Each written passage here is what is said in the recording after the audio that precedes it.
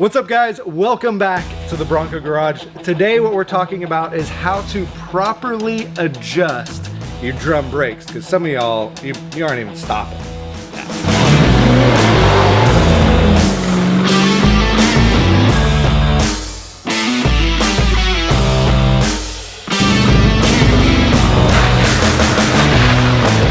Now, you're going to want to put your Bronco up on jack stands so you can free spin the tire. On this, you're checking your free spin and you actually don't want it to spin this freely.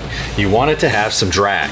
Now, we're going to show you how to put some drag on those by using what we call a brake spoon. You can also use a flathead screwdriver, but this tool works really well. Now, the best thing to do is get down underneath, and there's going to be a sight plug that's going to have a rubber boot in it, and you're going to take that sight plug out.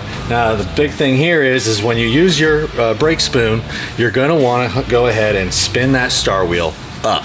You want to go up, and as you go up, you're going to feel the drag of your brakes starting to catch the drum as it's spinning. Now, you're going to get it to the point where your wheel can still be turned by hand, but it's got drag on it, so it stops very quickly. So once you get down to the point where you start feeling that drag, you're going to go to the other side and you're going to make it match just the same.